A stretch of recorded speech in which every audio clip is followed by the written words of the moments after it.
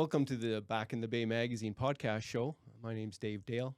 Today, our guests are from Photo Metro, celebrating 70 years of business here in North Bay. I have Noel, Tremblay, and Alex. Hello. Thanks for coming in. Good being here. Now, I've been a customer off and on for many years, and you guys have been very strong supporters of the magazine, so thank you very much for that. You're welcome. Yeah, the 15th edition of the Back in the Bay magazine is actually coming out at the end of this month, the fall, and it's a nice milestone for me. But it's not 70 years. So how does it feel to be able to, be involved with the business in North Bay for 70 years? Oh, it went very quickly, I guess, in my part. It feels good to make it this far, and Alex is determined to take it on for the next 70. Yeah, that would be nice. Let's enjoy being part of a business that's got 3 generations and it's been around for 70 years. It's that's really neat thing. That's an accomplishment. It is, yeah. Yeah. Now, you were only 4 years old when it started up, I guess. If my math is correct. Yes, I guess I would have been only 4 years old. The family moved from Chapleau. That's where it all began. My father and uncle started out in the basement of the family home and then built a small building on the property where their house was. And that's where they started. And wasn't called Photo Metro or anything. At that time, it was called Gamma Photo. And one of the representatives from Kodak convinced them that they were never going to make it in such a small town. And North Bay was suggested, and they picked up stakes and moved the family and their business to North Bay. Good decision. Yeah. Because you guys have been fairly successful over the years. It's taken a lot of hard work. My father and uncle worked long hours. The building they built on Lakeshore Drive was our family home in the upstairs and the business downstairs. I recall my father and uncle after supper in the evenings would go back downstairs to the lab area, and they worked in the evenings, and so it wasn't easy, but they built it up into a successful business for the next generation, my generation, to take over. Well, that sweat equity that people put into their small businesses so it can grow is essential, right? Yes, yeah, absolutely. How many hours a week do you work or trying to get things done? Oh, probably between 60 and 80 hours a week. Yeah, it's... And what's your role with the business? I'm pretty much all have taken over except for the I guess the shares in it. I'm running it. I make all the decisions. I do the pricing. Yeah. All the management stuff. All the management stuff, especially the social media and all that. I decide where we advertise. Keep the online managed because I'm the new generation that understands all the new technology. Yeah. What are some of the things that you're doing now that you didn't do before that just sort of brings you into the modern digital world? Probably like they did start the online printing, but I'm really pushing the online part. making sure that everybody knows, oh, you can do this all from home and just pick it up in the store. Make sure that everything in the store can connect via phone, because some people don't even have computers nowadays. So make sure they can print from even just documents from their phones, print their images from their phones. Oh, right, right. Yeah. Make sure that videos on phones, I can transfer them to DVDs, or trying to make sure that all of the digital stuff can still be archived in a physical form for people. Yeah. Yeah. I still enjoy all having prints, and I have a whole folder at home that I need to send you guys to print up, because it's a different feel, and I like the fact that I don't have to depend on digital memory banks for me to be able to access something just in case, right? Yeah. I'm a bit old school like that. It is good. I mean, I never go through folders of pictures on my phone or on my computer, but I will pick up an album every once in a while and look through albums. So it's just seems to be the more better way of it's tactile. Yeah, it's tactile, and it just seems better. I have one of a few displays where the photos just go through, but and I'm on the computer way too much these days, for sure. So you're just inundated with stuff. But so when I look through my old archives and just to go through the envelopes and to go through the stuff, it gives me a break from the computer. Yeah. Right? What you're shooting as a photographer? What do you do for yourself? My own photography basically is family archiving, like pictures of the family and pictures of our travels. And my father was the photographer. Right. And I never really took to that as something I would want to do, take pictures of other people or weddings or so on. He took me out on one wedding and gave me a camera and said, just shoot some candid shots. And I think I was too shy for that. You're right. So my involvement in the business is from the camera store, photo finishing side. Right. My sister took over my dad's part as a photographer and ran the studio for many years. And what's her name? Anne Tremblay. I don't think I've met her. Or she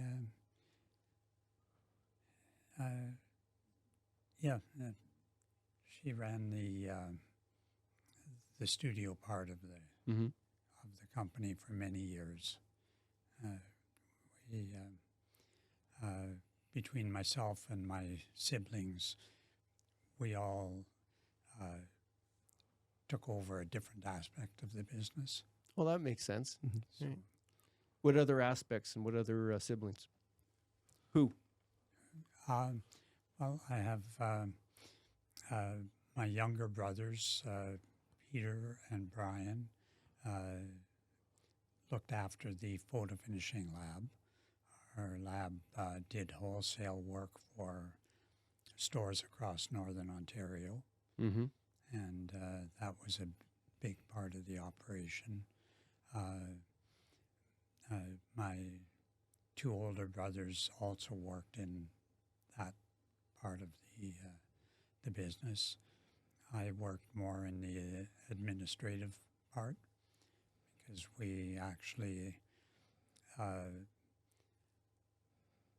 when we came into the business, my dad and uncle had a store in Kapuskasing, a store in Rouen, Quebec. they had just opened up one in Pembroke, and of course the one store in North Bay. Was there one in Aurelia? No, we had never had one in Aurelia. We had one in Perry Sound, Okay. and a store in Espanola. And we, at the peak of the number of stores, I guess, we had Kapuskasing, Kirkland Lake, Pembroke, Perry Sound, Espanola, and 2 stores in North Bay. Sorry, 3 stores in North Bay. The original store that my dad and uncle started, and one in the North Bay Mall and one in the Northgate Square. So, I actually used the store in Kapuskasing when I worked up there for the Northern Times. oh, I used the store in Espanola because I had to get some photography done when I was working for the Union of Ontario Indians. So I was at some powwows down in on Manitoulin Island, and we used to get printed in Elliott Lake for the Nishnawbek News. So once in a while it came in handy. I thought there was a store in Aurelia because I worked down there for a year, but it must have been just some other 1-hour place. And I think I had to stop and get something done in Pembroke. I think so. It was I've been all over the Ontario when I used to do a lot more road traveling, so I was very familiar. And of course, I at the Northgate. When I started at the Nugget in 2000, I had to buy a camera, a better camera than I had, and so I went film. And I shouldn't have, because within 2 years they switched over to digital. Right? So I had this great Pentax camera I bought probably in 2001 that I should have, but it was good. It was good, and I bought it off you guys. It was a different game back then. it was, and the business has continued to evolve, and things have changed. When my dad and uncle started it was they opened a wholesale lab. That was their main part of their business.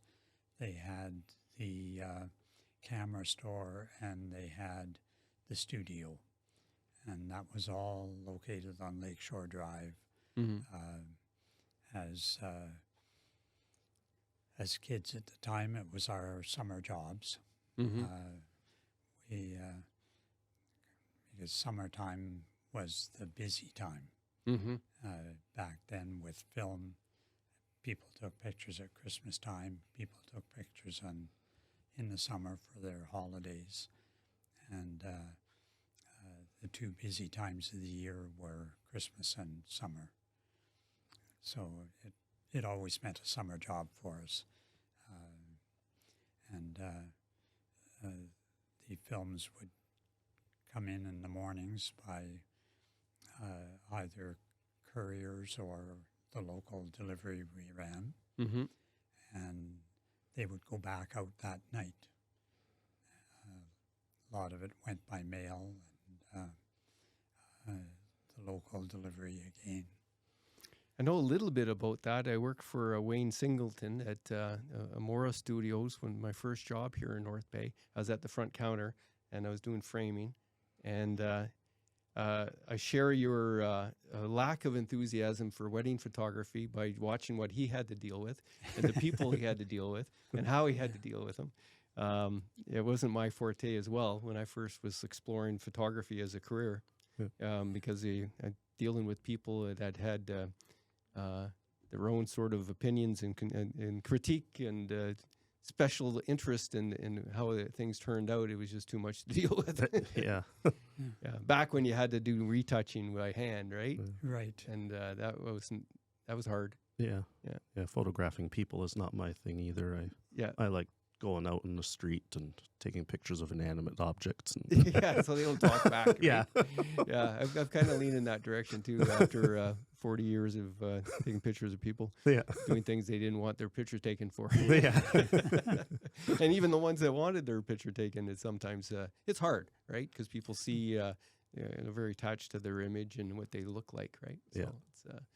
it's, I know a couple of guys that are in photography doing portraits, and the time they spent to try to get a wrinkle out of somebody's face is just inordinate. Right? Yeah. So it's hard to deal with that. And also, I worked in a 1 hour NB 1 hour, and so I was the guy that came in and had to try to clean the dirty machine to try to get prints to come out well. And dealing with old chemicals and 3 different people trying to take care of a processor, and that was not much fun. No. No, I inhaled more chemicals doing that than I did all through college in the darkroom. Yeah. I came in at the tail end of film, so lucky I you. got to do a little bit of it, but not probably a 1 hour lab. That was about as much as I got to do you had the wet lab, which was the chemical digital processor, for doing prints. So there was mixing chemicals there. Do people still try to get film done? Or what do they have to do with that? It is a huge uptick right now. Oh, is it? It's like records. It's on the up.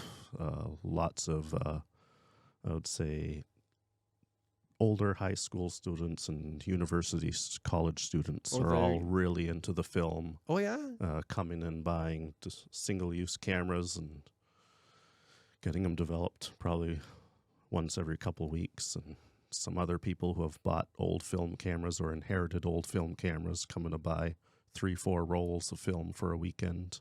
Oh, no kidding. Yeah. We actually got to the point where I decided to get some old film cameras refurbished. We have a bunch on the shelf. I got an old Pentax you can have. Oh, yeah. You can have it back. Yeah. I don't know if I'm going to go back into film. No. But that's interesting to hear that. So how much does a roll of film cost these days? They're around in between $15 and $25, depending on what you want. Oh, wow. And on processing, we offer printing option, which is $17, or just digitals to your email, because a lot of them just want digitals, and that's $11. Yeah. So they just want digital copies of the film negative scanned. Yeah. All right. Whatever the customer wants, right? Yeah, whatever the customer wants. Yeah. Yeah, it sounds a little strange in that they take it on film, it gets digitized, and then either printed or sent to them. But well, I can almost understand it because there's a different quality to the photo in film. It is, and I know a customer was in just last week commenting about why she was using film, and she says to me, she said it has a completely different look to it. Yeah, it's I'm not. Well, art is art, and so it depends on what people feel, right? Yeah. And see. I'm not sure if I thought film printed added to what I can do with digital only. I like the clarity of digital, and I like the ability to work with it. I did used to like working in the dark room, trying to save my negatives that I didn't shoot properly. I either overexposed or underexposed, and it was a challenge, right? Yeah. I guess a lot of people get that in photo, photo programs, digital manipulation now. Yeah, you're still saving pictures just in digital. Yeah, but film, I guess people like the grain. Yeah. And they've coming out with a bunch of experimental film. Like Ilford came out with Phoenix 200, which is a color film from Ilford. And it's got really high grain, but people seem to love it. Something that probably was the opposite of back then, which people were trying to get as little grain as possible with their we film. were trying to shoot for clarity and tightness. Yeah. spending a lot of money trying to get the best film for that. Yeah. And now that is interesting. Yeah. That is interesting. Yeah. What was your father's name? I can't remember. It was Noel. Oh, okay. You're named after him? I was named after him. Yeah. Yeah. I shouldn't have just guessed that. Yeah. And how long was he a photographer? What do you know about his career? He after the army, and that was in the Second World War. After he left the army, he worked for Eastman stores in Ottawa, and he went back to Chapleau, his hometown, and he did photography in Chapleau and worked for the railroad. He was a fireman on the CPR, and I believe he felt that with diesels coming out, that his job was at risk. So he and his younger brother decided to make photography their career. Good choice rather than shoveling coal into a fireplace, eh? So, yes. Yeah. Did he happen to work with Ross Sawyer? Because he was in that, he went up to Chapleau to work, I think. I don't know whether he did or not. Oh, interesting. Yeah, he's been around in the Ferris for a long time. He went to Nipissing Junction School, and then I think 14 or 15 he went up north to Chapleau to work for an uncle that was that was CP, I think. And I think he started out that way and saw the writing on the wall, Yeah. so to speak. Yeah. Right. Yeah. So yes, my father did a lot of photography in North Bay for weddings and portraits, and he right up until he passed away in 1973 in an automobile accident. So, but up until then, he photographed a lot of people in North Bay. Any famous people for North Bay? I don't know whether there were any famous people that he photographed, but Yeah, and you ever shoot Merle Dickerson or anybody like that? not that I'm aware of. Oh, okay. No.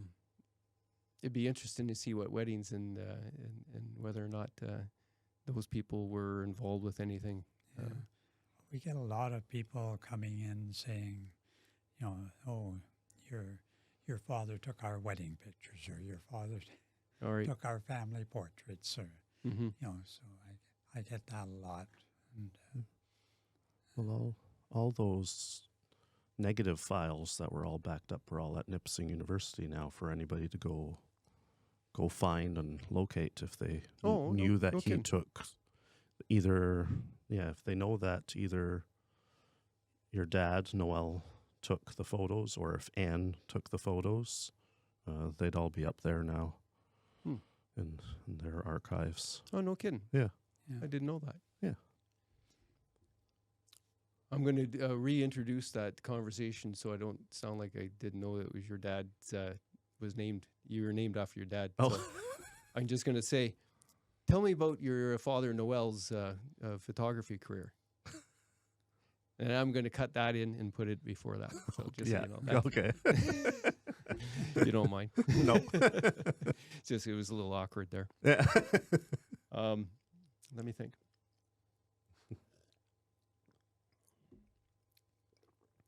Are there any other aspects of photography now that your store is adapting to, and like now that people are actually getting interested in print again, or what else are you doing?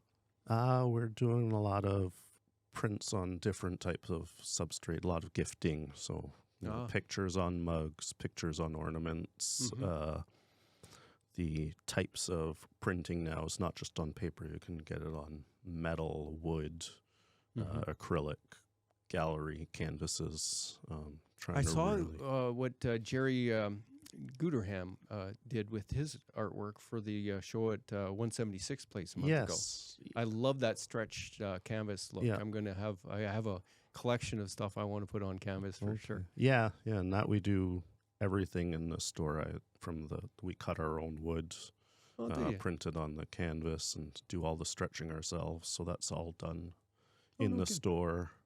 We have a UV protection spray that we put on it that makes it last a lifetime. Yeah. Yeah, no, I really like that. And the printing on metal really gives it quite the effect, right? It does. I really like the metal myself. I especially like what they call the brushed metal, so you can still see the metal grain with color. Yeah. Yeah, I'm going to have to try a couple of those too. I keep looking. I'm saving up for it. Yeah, put it that way. Yeah. I want to put a show together with my sister. She's an artist and a painter, but I've been trying to do a lot more photography with. I have a sort of a macro lens, and I like shooting bugs and plants and stuff like that for some reason. Yeah, probably because there's no people involved. Yeah, the bugs won't talk back. Bugs don't mind it. No, yeah, for sure, and they're interesting. Yeah. So 70 years, and you got another third generation to carry it forward. So that must be quite the accomplishment for your family. Yeah, we're quite proud of what we've managed to do, and it's been through, I guess, good times and bad times. It's because it's been continually evolving from when wholesale was the way it was done to 1 hour labs, and then to digital. It's constantly changed, and we've constantly had to evolve. 1 hour labs were kind of the really impacted the wholesale concept of doing pictures and delivering them out to drugstores, corner stores, so on. With the 1 hour labs, the wholesale volume dropped, but 1 hour labs became a thing unto themselves. Mm-hmm. Then with digital's 1 hour labs more or less disappeared. There's been many changes in like through the film days. Kodak was continually introducing new cameras, new film sizes, film types. So it was a constant challenge to keep up and add the new technology. Yeah, I actually remember shooting. I started out shooting with a 110, right? And you get this little tiny, right? Little tiny. And I didn't think they could get worse than that. Then when they did the little disc. The disc cameras were the worst, right? As far as I was concerned. Yeah. And then they had the disposable ones that were just 110 basically in a box. And I thought it couldn't get any worse. And then everybody got phones and started shooting. Yeah. I guess that's the latest thing that the phones have really impacted the camera part of the industry. It's kind of divided things. Phones are the point-and-shoot cameras nowadays. Mm-hmm. And then there's the serious photographers that use the cameras where you can change lenses, and so it's kind of a two.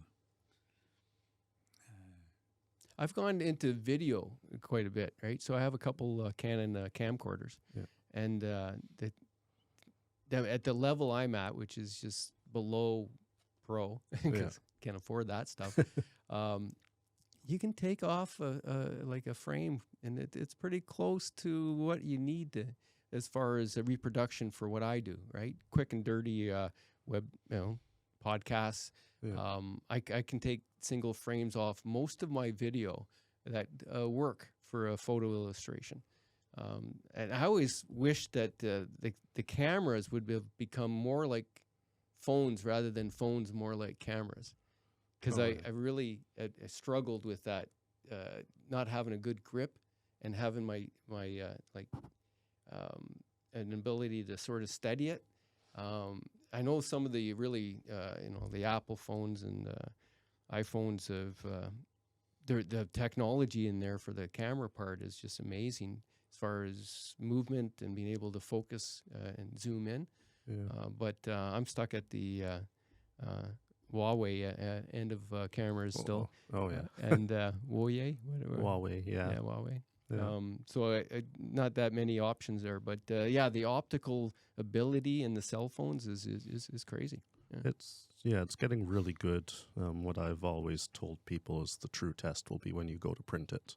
Yeah. I'm still not happy with that. I just got the new Google Pixel, which is supposed to be the best phone camera for pictures anyways. And as soon as I printed it, I was still unhappy. It's the print that's going to be flat, the... eh?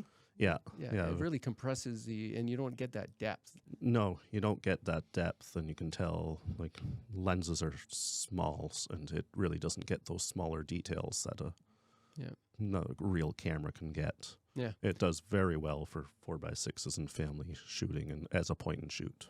But it falls short for me in professional. For the shooting I like to do that's with my macro, and I have a zoom, is one of those mirrorless Canons. Oh yes, yeah. Yeah, I went that route. I'm very happy with it. Yeah, mirrorless is great. Yeah. Not good for sports. It doesn't focus fast enough. No. But it does everything else really well. Oh right? yeah. And so that's interesting. Yeah. You should probably think of, for a marketing promotions thing, is to do a contest with the different phones. Oh yeah. And have people print them out to can be able to and have them judged. We should work on something like that. Yeah, we could. Yeah, that sounds interesting. Yeah. Yeah. And test out all the different phones. And the print, to me, the print was always the true test. Everybody says, oh, it looks great on my phone or on my computer, and your print is going to really show the flaws in it. Yeah, I think a lot of people with their cameras think they have a really great photo until they go to print it. Yep. Yeah. And what do you tell people? Do they blame you, or do they think they understand? I find a way to get them to understand.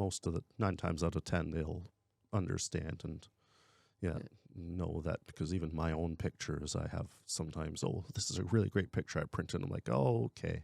Yeah. Let's just trash that one. Yeah. There's no saving it. There's no saving it. Yeah. It's very hard. But 9 times out of 10 I'll get them to understand. People are good most of the time. Yeah. So North Bay is going to celebrate its 100th birthday next year. Do you guys have any plans to piggyback on that? There's going to be a wave of nostalgia and history coming. Yeah. Don't have a firm plan yet, but I do have ideas of things we can help to celebrate with. Possibly. No firm plans, but yeah.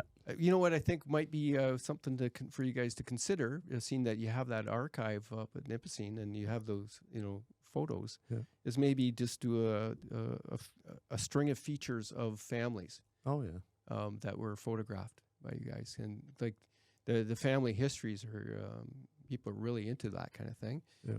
Maybe hook up a little bit with the Genealogical Society in North Bay, the Nipissing one. Their branch meets at the library, and imagine if there was a way to, if there's a database of names that go with those photos. Yeah, that would be an interesting sort of connection, and a little bit add-on for them when they're doing their family histories. Yeah, Maybe that would help sort of people connect again with Photometro With and Photometro. Yeah, see some more opportunity there. yeah. Get some photos Yeah. that they didn't see for a long time. Yeah. Yeah. Huh. Well, that's something to do, anyways. Yeah. Well, we're not far from wrapping up. I'm just wondering if there's anything else you'd like to share with the viewers about Photometro and its 70-year adventure. No, nothing that I can. Did we mention all of your siblings and the people involved? Let's run down the list there. So the oldest is Willa, and then second oldest is David. Then there's my dad, Noel, and then Anne, who took over the studio, and then followed by Peter, and then Brian, who's actually running the studio now on his own, but still going. Mhm. Yeah. So that would be the 6 siblings there. Maybe what I'll do is I'll drop by the store and do a little bit of what we call B-roll, and I'll grab some video of the different operations and the people. Okay. Do it on the day when you guys are there, and that way we can add more people into the image of the podcast All right. and Okay. be more of a story. Yeah. Okay. Okay. Yeah. So I'll make those arrangements, and I'll drop by sometime where Sure. maybe most of them are going to be around. Yeah. I guess all that's right. hard to do. Yeah, the ones that are involved right now are Willa, David, and Noel. Right. And then I'm there, and we hired an old co-op student, Taylor, actually. Okay. Co-op students become good employees. Well, that's an interesting thing. A lot of people don't get into doing the co-ops, but you really get a good chance to get to know somebody. Yeah. They're there for the right reasons because they're interested. And then, sometimes it works into a full-time employee. Yeah. All right. Well, thanks, Noel and All right. Alex, Thank for you. coming in. Well, thank you. And again, the magazine really appreciate your support over the years. I love that we have it there and it says the 70th anniversary, and it lets people know that a good business can survive if you adapt. Yeah. Right. Yeah. Lots of adapting, especially in this industry. Yeah, for sure. Yeah. Okay. All Well, right. thank you. Thank you. And thank you for tuning in again. If you want to subscribe to the magazine, email me at davedale@backinthebay.ca. That's the same email to use for e-transfers. $40, 4 editions. The 2025 collection is going to start this winter, and that'll end up being by the time 2025 is done, we'll have 20 editions out of that series. So thank you for those who have supported. Have a good day.